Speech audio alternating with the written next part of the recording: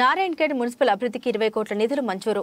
Narayankhed MLA Patlola Sanjeeva Reddy Narayankhed పట్టణంలోని శనివారం నాడు ఎమ్మెల్యే స్వగృహంలో విలేకరుల సమావేశంలో మాట్లాడుతూ నారాయణఖేడ్ అభివృద్ధి కోసం తెలంగాణ ప్రభుత్వం ఓటీయూ ఎఫ్ఐడిసి ద్వారా 20 కోట్ల నిధులు మంజూరు అయ్యాయని, ఈ నిధుల ద్వారా నారాయణఖేడ్ బైపాస్ రోడ్డు, పొట్టి శ్రీరాములు చౌక్ నుండి కోర్టు వరకు సిసి రోడ్లు, అంగన్వాడీ భవనాలు, నారాయణఖేడ్ ప్రతి వార్డులో అభివృద్ధి పనులు నిర్వహించడం జరుగుతోందని ఎమ్మెల్యే పత్రికా విలేకరుల సమావేశంలో తెలియజేయడం జరిగింది. ఈ కార్యక్రమంలో నారాయణఖేడ్ మున్సిపల్ కౌన్సిలర్లు దారం శంకర్, సేట్ సద్దాం హనుమన్లు, రమేష్ చౌహాన్, అంజయ్య తదితరులు పాల్గొనడం జరిగింది.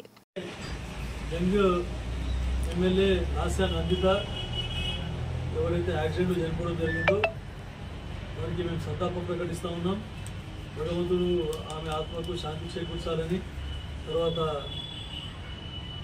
వారి కుటుంబ సభ్యులందరూ ఆ దుఃఖం నుంచి బయటపడే విధంగా భగవంతుడు వారికి ధైర్యాన్ని ప్రసాదించాలని కోరుతున్నాం.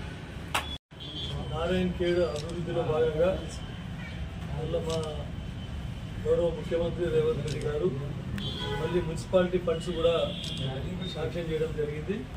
సుమారు 20 కోట్ల రూపాయలు టీయూఎఫ్ఐడిసి ఫండ్స్, మున్సిపాలిటీ ఫండ్స్ గురించి 20 కోట్ల రూపాయలు శాంక్షన్ చేయడం జరిగింది. నారాయణఖేడ్లో ఏదైతే మనం చూస్తూ ఉన్నామో ట్రాఫిక్ రద్దీ బాగా పెరిగింది. బైపాస్ రోడ్డు గత 10 సంవత్సరాల నుంచి నిరుపయోగంగా ఉండింది. దానికి ఎవరు కూడా పట్టించుకున్న పాపన పోలేదు. అన్ని హెవీ వెహికల్స్ మొత్తము టౌన్లో నుండి పోవడం వలన చాలా యాక్సిడెంట్స్ గురి కావడము, ట్రాఫిక్ రద్దీ పెరగడం జరిగింది. కాబట్టి గతంలో కాంగ్రెస్ హయాంలో ఏదైతే బైపాస్ రోడ్ చేసిండ్రో ఆ బైపాస్ రోడ్డును మళ్ళీ పునరుద్ధరించి దాన్ని రినివల్ చేసి 5 కోట్ల రూపాయలతోని మళ్ళీ సీసీ రోడ్డుగా ప్రపోజ్ చేయడం జరిగింది. శాంక్షన్ కూడా వచ్చింది. త్వరలో పని కూడా చేపట్టడం జరుగుతుంది.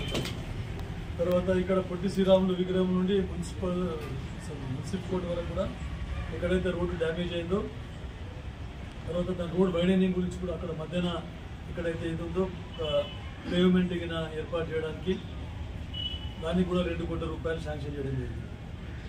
తర్వాత మిగతా ఏవైతే మనకు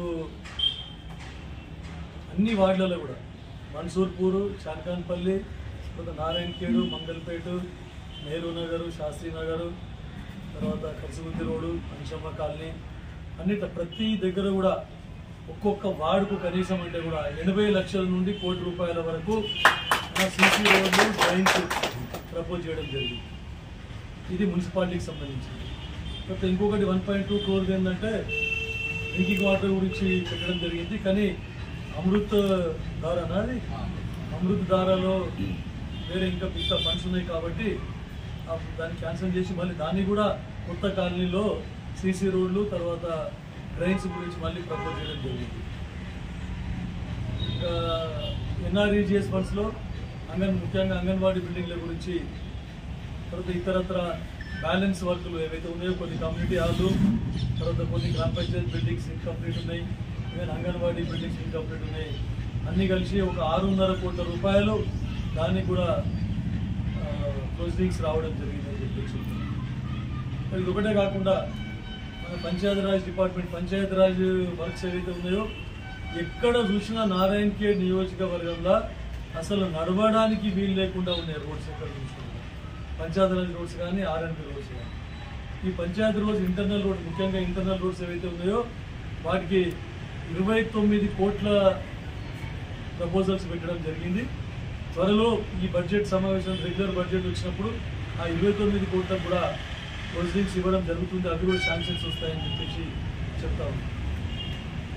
ఇక అడిషనల్ ఫండ్స్ కొన్ని స్కూల్స్ గురించి, హాస్పిటల్స్ గురించి, ఏవైతే CSR funds, corporate social responsibility funds ఏవైతే ఉన్నాయో గతంలో గత 10 సంవత్సరాల నుండి జిల్లాలో సుమారు 200 నుంచి 300 కోట్లు సిఎస్ఆర్ ఫండ్స్ ఏవైతే ఉంటుందో టోటల్ అన్ని నియోజకవర్గాలకు అన్యాయం చేసి కేవలం సిద్దిపేట, తర్వాత సిరిసిల్ల, గజ్వేల్ ఈ 3 నియోజకవర్గాలకు అందరికీ మొండి చేసి చూపించి మొత్తం ఈ 3 నియోజకవర్గాలకే తరలించుకుపోవడం జరిగింది. కానీ ఇప్పుడు మా దామోదర్ రాజనరసింహ గారు, మా జిల్లా మంత్రివర్యులు మొన్ననే సిఎస్ఆర్ ఫండ్స్ మీద సమీక్ష నిర్వహించి గతంలో కాకుండా అన్ని నియోజకవర్గాలకు కూడా సిఎస్ఆర్ ఫండ్స్ లభించే విధంగా చేయడం జరిగింది. దాంట్లో భాగంగా మేము మళ్ళీ ఒక 15 కోట్లకు మళ్ళీ ప్రపోజల్ ఉన్న ఒక సగము అంటే 7 కోట్లు 8 కోట్ల వరకు అన్న సిఎస్ఆర్ ఫండ్స్ కూడా వచ్చే అవకాశం ఉంది. అవి కూడా త్వరలో ప్రొసీడింగ్ శాంక్షన్స్ వస్తాయని చెప్పారు. తర్వాత మినరల్ ఫండ్స్ MDFT అని చెప్పేసి దానికి ఒక ఫండ్స్ ఉంటాయి. మరి గతంలో MDFTలో ఎక్కడ ప్రపోజ్ చేసినట్టు కనిపించలేదు గత 5-6 సంవత్సరాలు. ఇప్పుడు MDFT ఫండ్స్ కూడా కలెక్టర్ గారి దృష్టికి తీసుకొని పోయి కలెక్టర్ గారికి రిక్వెస్ట్ చేసి MDFT ఫండ్స్ కూడా దాంట్లో కూడా ఒక 5-6 కోట్ల వరకన్నా ఇవ్వాలని చెప్పేసి పెట్టడం జరిగింది. అది ఎప్పుడు దానికి ఫండ్స్ జమైతూ ఉంటాయి. ప్రతి సంవత్సరము దానికి ప్రభుత్వం తరఫున ప్రభుత్వానికి వచ్చే ఆదాయంలో ఎప్పుడు కూడా కంటిన్యూస్గా ఫండ్స్ జమైతూ ఉంటాయి. ఎట్లా మనకు ఫండ్స్ వచ్చినా కొద్దీ దాంట్లో కూడా ఒక 6-7 కోట్ల వరకు కూడా ప్రపోజల్స్ ఇవ్వడం జరిగింది. అవి కూడా మనకు శాంక్షన్ వచ్చే అవకాశం ఉందని చెప్పి చెప్తా ఉన్నాం. ఇక డ్రింకింగ్ మన రేవంత్ రెడ్డి గారు ముఖ్యమంత్రి గారు ఏదైతే ప్రతి నియోజకవర్గానికి 10 కోట్ల రూపాయలు SDF నిధులు ఇవ్వడం జరిగింది. వాటికి కూడా అన్ని ప్రపోజల్స్ పెట్టినాము. అవి కూడా త్వరలో ప్రొసీడింగ్స్ కూడా రేపో మాపో ప్రొసీడింగ్స్ వస్తాయి. మనకు ఈ పార్లమెంట్ ఎలక్షన్ కోడ్ రాకంటే ముందే అన్ని పనులు కూడా ప్రారంభించబడతాయని చెప్పి చెప్తాము. గురించి ఆల్రెడీ సమ్మర్ ప్లాన్ ప్రిపేర్ చేయడం జరిగింది. నియోజకవర్గంలోని అన్ని మండల సమీక్ష చేసి ఉన్నటువంటి అన్ని మండల అధికారులతోని RWS అధికారులతోని మిషన్ భగీరథతోని సమీక్ష చేసి ఎక్కడ ఏ అవసరాలు ఉన్నాయో గుర్తించి వాటన్నిటి కూడా లిస్ట్ తీసుకోవడం జరిగింది.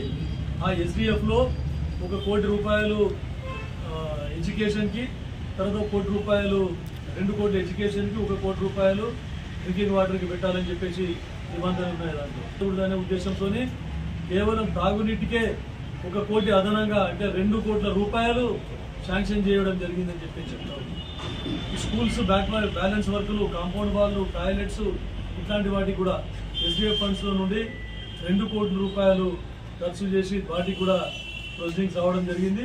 కొన్ని చోట్ల ఆల్రెడీ పనులు స్టార్ట్ చేసేందుకు ఇంకా మిగతా కూడా ఎలక్షన్ కూడా వచ్చే లోపల పనులు శాంక్షన్ చేస్తామని చెప్పేసి చెప్తా ఉన్నాం.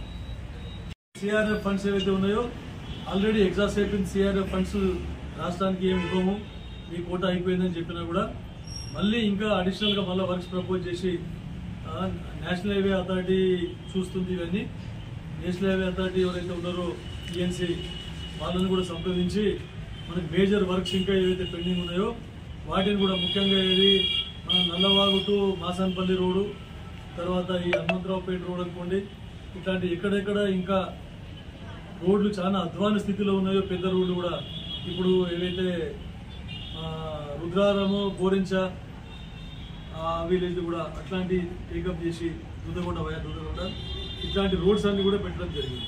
అది ఒకటే కాకుండా మాయనెల్లి నాగిలిద్ద మండలంలో కూడా, తర్వాత ఎడక్పల్లి అట్లాంటి రోడ్డు కూడా మొత్తం అన్ని ప్రతిపాదించడం జరిగింది.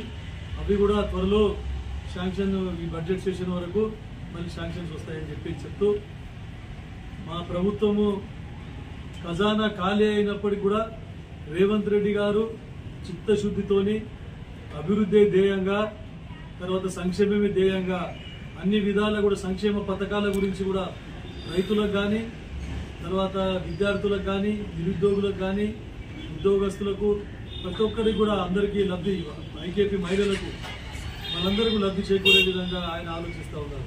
త్వరలో బ్యాంకులతో సంప్రదించి అతి త్వరలో రుణమాఫీ కూడా చేస్తామని చెప్పేసి చెప్పారు. ఇంకా ఈ 6 గ్యారెంటీల్లో ఇంకా 2 స్కీమ్స్ ఏవైతే మహాలక్ష్మిలోనే 500 రూపాయలకే గ్యాస్ సిలిండరు, మళ్ళా ఇదొకటి మీద వాళ్ళకు వైట్ కార్డు ఉన్న వాళ్ళకు 200 యూనిట్లు కరెంటు బిల్లు కూడా ఫ్రీగా ఉచిత కరెంటు కూడా ఇవ్వడం జరుగుతుందని చెప్పేసి దాన్ని కూడా 27 తారీఖు నాడు స్టార్ట్ చేస్తా ఉన్నామని చెప్పి చెప్తా ఉన్నాం. సమస్య కూడా మీరు చూస్తూ ఉన్నారు, మొన్ననే స్టాఫ్ నర్సుల అపాయింట్మెంట్ డీటెయిల్స్ కూడా ఇవ్వడం జరిగింది. తర్వాత సోషల్ వెల్ఫేర్ డిపార్ట్మెంట్లో టీచర్స్కు సంబంధించింది, కొంతమంది పోలీస్ డిపార్ట్మెంట్ వాళ్ళకు ఏదైతే సెలెక్ట్ అయినారో వాళ్ళకు కూడా అపాయింట్మెంట్ లెటర్స్ ఇవ్వడం జరిగింది. ఇంకా 15,000 అన్ని డిపార్ట్మెంట్, ఎక్సైజ్ డిపార్ట్మెంట్ కానీ, సివిల్ పోలీస్ కానీ, అన్ని ఫైర్ డిపార్ట్మెంట్ కానీ అందరినీ కలిపి 15,000 ఉద్యోగాలు కూడా అతి త్వరలో భర్తీ చేస్తామని చెప్పడం జరిగింది. నోటిఫికేషన్ ఇవ్వడం జరిగింది, మీరు అందరూ చూస్తూ ఉన్నారు. తర్వాత గ్రూప్ 3 కూడా త్వరలో నోటిఫికేషన్ విడుదల చేస్తాము, దాన్ని కూడా ఎగ్జామ్ కండక్ట్ చేస్తామని. ముఖ్యంగా ప్రభుత్వం ఆదేశాలు ఉన్నాయి, ఏ పరీక్షలైనా కూడా కరెక్ట్ స్ట్రిక్ట్గా అన్ని నిబంధనలకు అనుగుణంగా అందరికి ఎలాంటి పేపర్ లీకేజీలు లేకుండా, ఎవరికి చదువుకున్న విద్యార్థులకు అన్యాయం జరగకుండా మెరిటే ధ్యేయంగా అన్ని ఎగ్జామ్స్ కూడా కండక్ట్ చేయడం జరుగుతూ ఉందని చెప్పేసి వారికి అధికారులకు ఆదేశాలు ఇవ్వడం జరిగింది. కాబట్టి ప్రజలు కోరుకునేది ఒకటే, అతి త్వరలో ఈ 2 నెలల్లోనే టీఆర్ఎస్ ప్రభుత్వం ఖజానా ఖాళీ చేసి రాష్ట్రాన్ని అప్పుల పాలు చేసినా కూడా రిసోర్సెస్ని ఖర్చులు తగ్గించుకొని రిసోర్సెస్ని పెంచుకొని అన్ని విధాల సంక్షేమ పథకాల అభివృద్ధిని ముందుకు తీసుకుపోతా ఉన్నాం. ప్రజలలో కాంగ్రెస్ పార్టీ అంటే నమ్మకం కలిగిస్తూ ఉన్నాం. కాబట్టి వచ్చే త్వరలో పార్లమెంట్ నోటిఫికేషన్ రాబోతుంది. ఈ పార్లమెంటు ఎలక్షన్లో కూడా ఖచ్చితంగా ఈ అసెంబ్లీలో ఇచ్చిన మెజార్టీ కంటే 200 మెజార్టీ ఇచ్చి పార్లమెంట్లో కూడా ఎంపీలను గెలిపించుకోవాలని చెప్పేసి